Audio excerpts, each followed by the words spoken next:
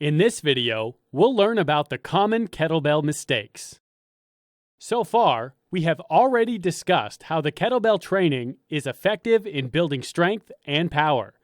It is also clear that there is a wide range of kettlebell training tools available in the market, each playing a significant fitness goal.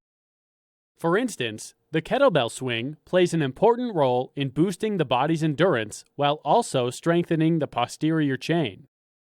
However, one thing that you have to bear in mind is that with kettlebell training exercises, it is not always fun and games. If you are a beginner, it is critical that you pay attention to what you are doing and how you are doing it to minimize the occurrence of injuries. If you are just starting, ensure that you get the guidance that you need from an expert fitness coach to help you learn how to use the kettlebell equipment the right way. Here are some of the common mistakes that you should look out for when using the kettlebell. Mistake 1. Opting for a heavier weight.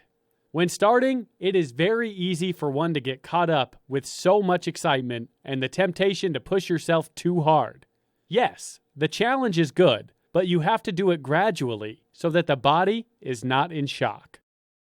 In other words, rather than jumping all in to start off with heavier weights than you can handle, it is important that you start with what you can handle and progress slowly.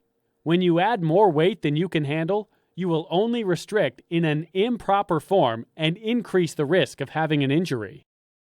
Whenever you are training, always ensure that your safety comes first. The best way to do this is ensuring that you select the right weight of kettlebell. Consult with a professional when you decide to choose the weights to start training with. Ensure that you are not mixing up the measurements and weights by learning the difference between meters and centimeters and pounds and kilograms. Mistake 2. Generating force by using the upper part of the body.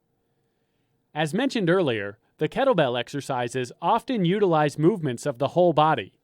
This is what makes the training sessions twice as effective. Unfortunately, there are so many people at the beginner level who try hard to muscle up their way through these workouts. It is important that you realize how this might place unnecessary strain on your upper body and try not to do it.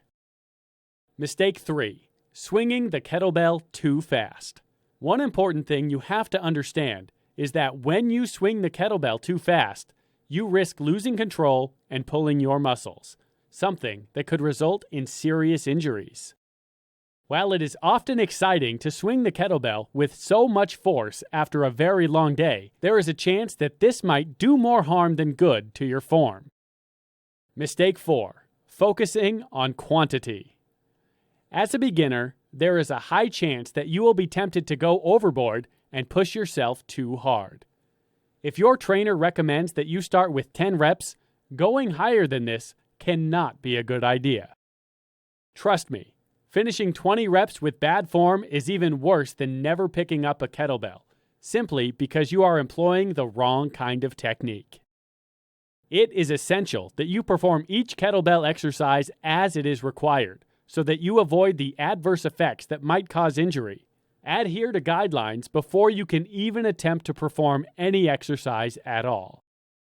Mistake 5. Putting on the wrong running shoes.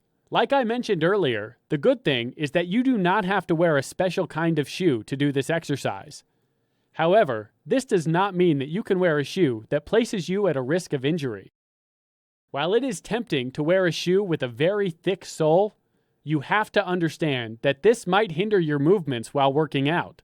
When performing the kettlebell exercises, it is advisable that you wear a shoe that allows you to naturally move your ankles, lower leg ligaments, and foot.